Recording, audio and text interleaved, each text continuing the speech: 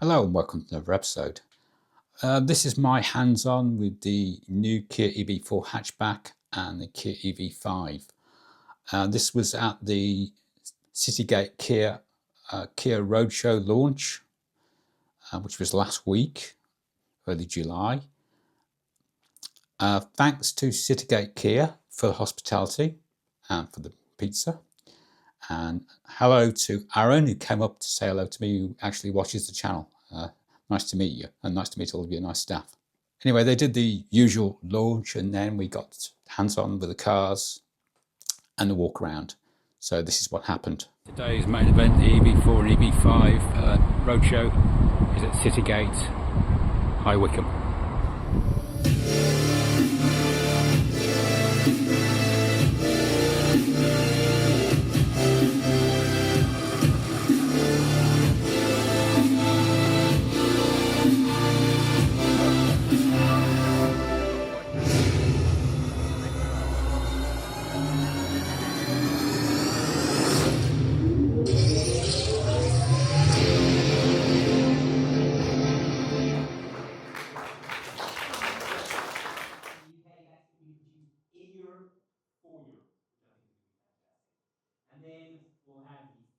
$695. This being on the Air standard range, the EV4 hatchback GT line starts from $39,395. And with the fastback, approximately 1,500 walk up from there. EV5 pricing will range from around $41,000 for the Air to around $48,000 for the top spec GT line is. So if you order today, your car will be first to be delivered in November. I have.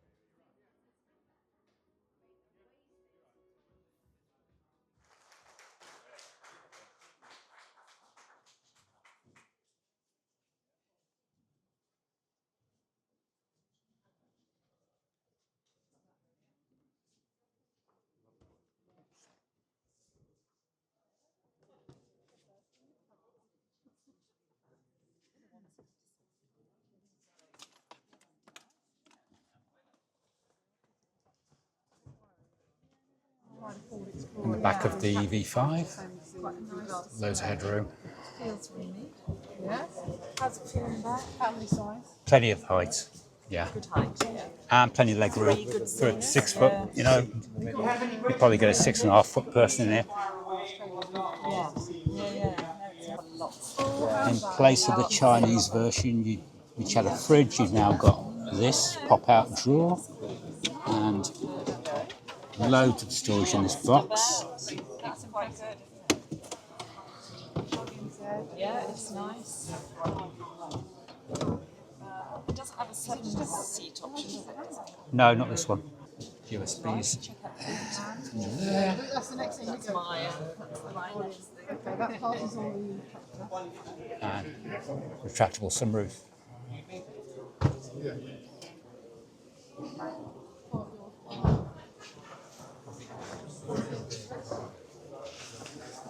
Climate controls.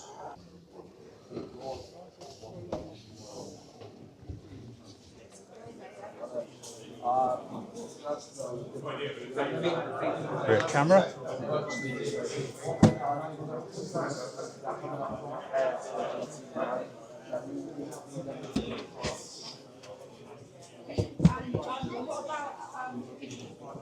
No wheel storage for a spare wheel. That's probably because it's built on the same chassis that's going to take a second motor when the GT comes. Floors, dual height, so you can have that higher or lower. I guess that's there. Little bit of a parcel shelf gap, but the seats are reclinable, I think so. It might be why, I don't know. You've got this movable hook thing. Not quite sure how that works.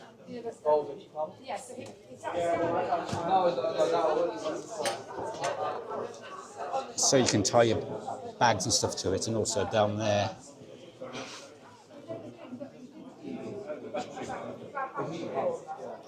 And this one's got a 13-inch socket.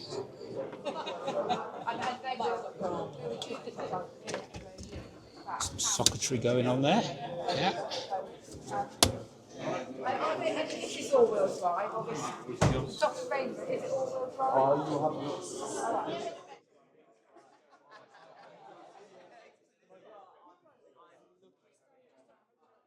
It's a 44-litre Frunk. It's quite chunky. 12-volt battery access.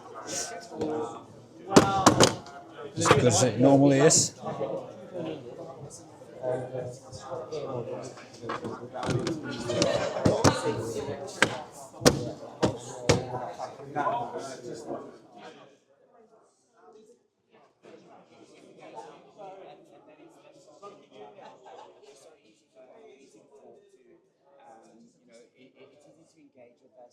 And if you ask us something like that, and it knows it's not going to cost us anything, we would go up and do it. Not because Struts. Fine, thanks.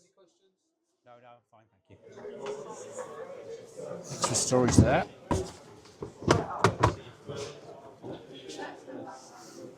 Different to the regular one, but it can be stowed under the floor, I think.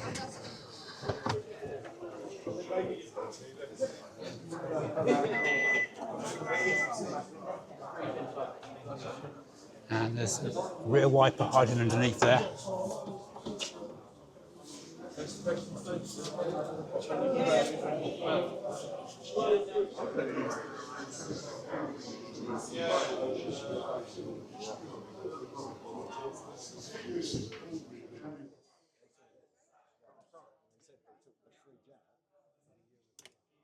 Looks like an EV3 steering wheel. It's the exact same item. And centre consoles and storage. USB-C. USB-C now. Yeah. Much better than an EV3. Same heater controls by the look of it. Say when. Yeah, I'm just power it on if you'll let me. No. Needs power for that. That's a shame.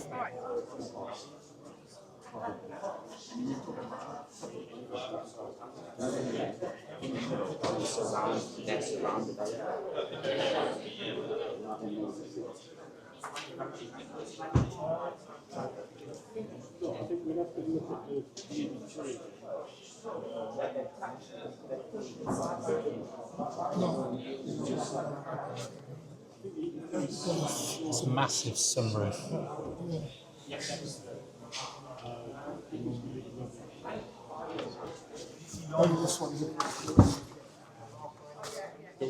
Right. It's full extent of the sunroof. Open, tilted. And the sunshade comes across the whole lot, like that. So you can have it half open or whatever you want. Yeah.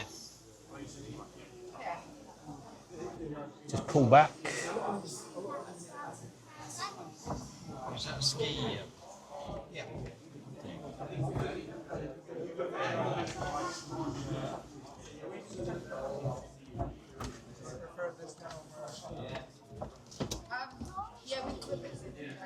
There we go. Pretty good. Centre console. They've replaced the Chinese middle seat thing with this.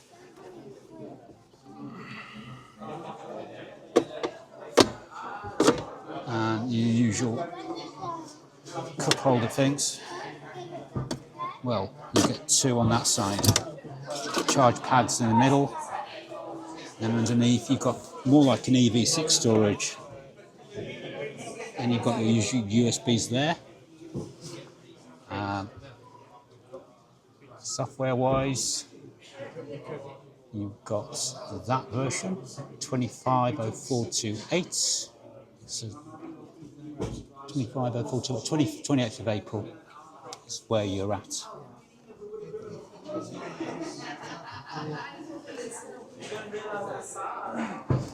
Inside, it's identical to an EV3. Same setup, same steering wheel, same pedals.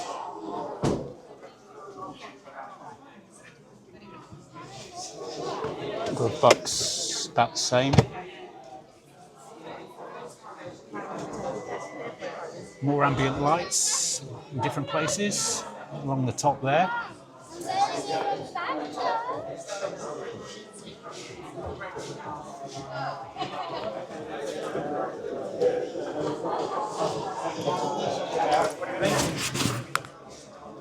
Headroom, absolutely loads. And this is the seat in the normal position. I'm just under 6 foot, so pretty damn good.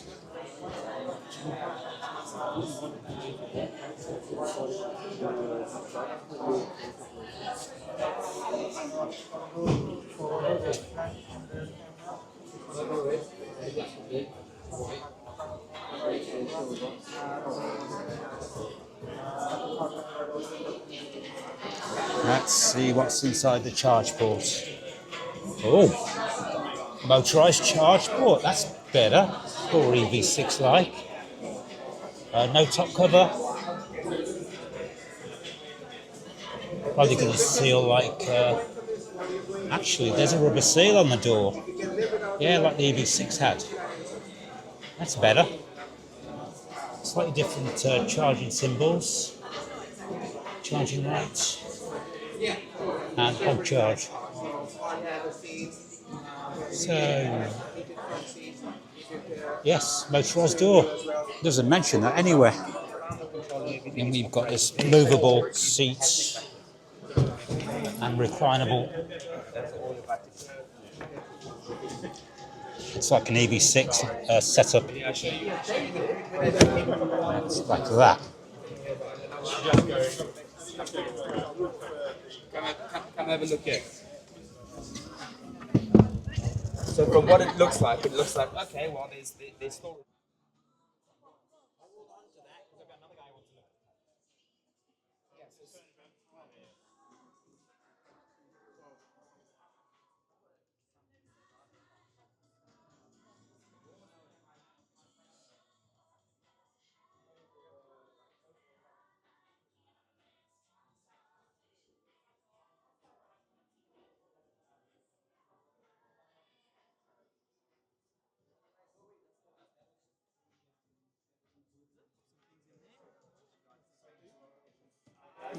And the EV4.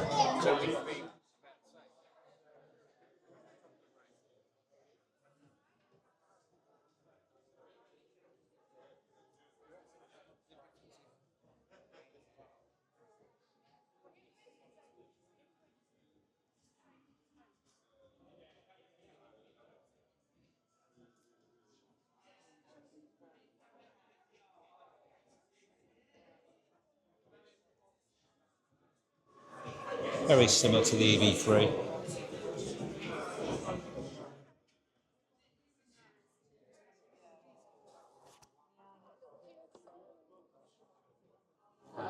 Same setup as the EV3 exactly.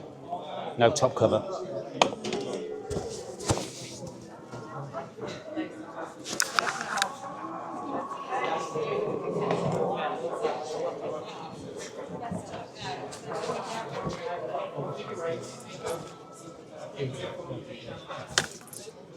It's there. So when you go to certain addresses, you start changing this shop. I mean, I would buy a BMW.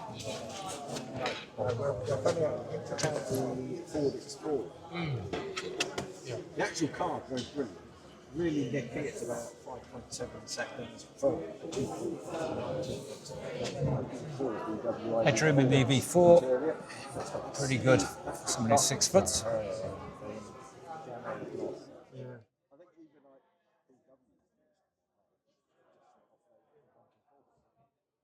Whereas I wouldn't buy another BMW, I would buy another Kia. Yeah, I we like just a little Kia Soul. Yeah. We got that too. This is rear seats, D-shaped handles. You get an EV3.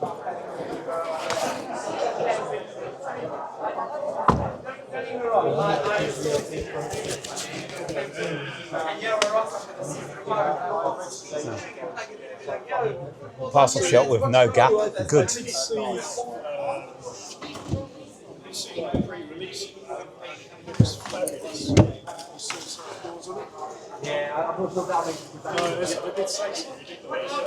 Let's have a look at this.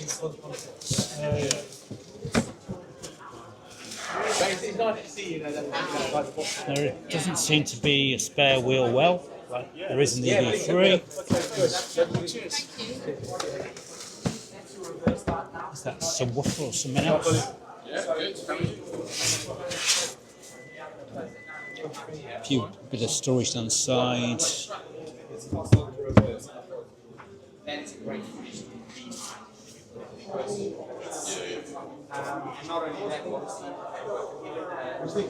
Right, inside the EV4 hatchback, same steering wheel as an EV3, all the same setup, same controls, same haptic controls, same HVAC controls, same USB.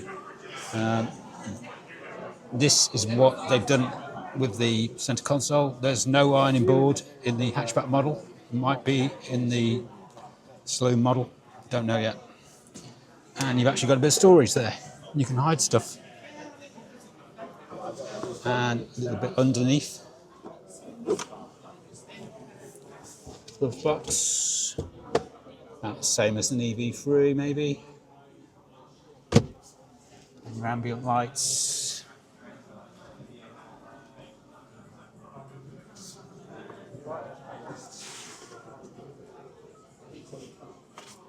Software version 250424. 250424. Same screen setup. And this is going to be the GT Line S, or close to it. And there's a head-up display. It's all very familiar.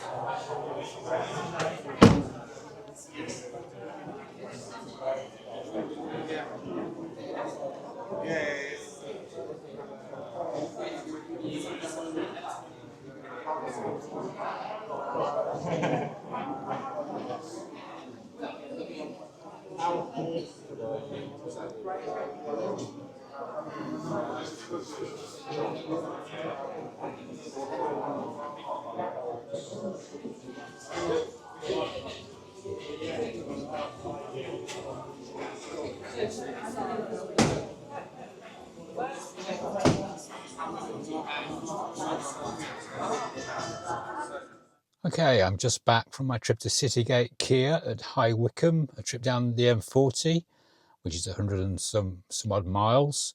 I managed 4.2 miles per kilowatt hour going down. My initial range was 371 miles, and I've managed 3.7 miles per kilowatt hour coming back, but I had to take a diversion. It got a bit complicated as we're going back up towards the M42, so loads of accidents and jams. So I've got 35% state of charge left and 116 miles of range. And my projection fully charged, if I was to recharge now, is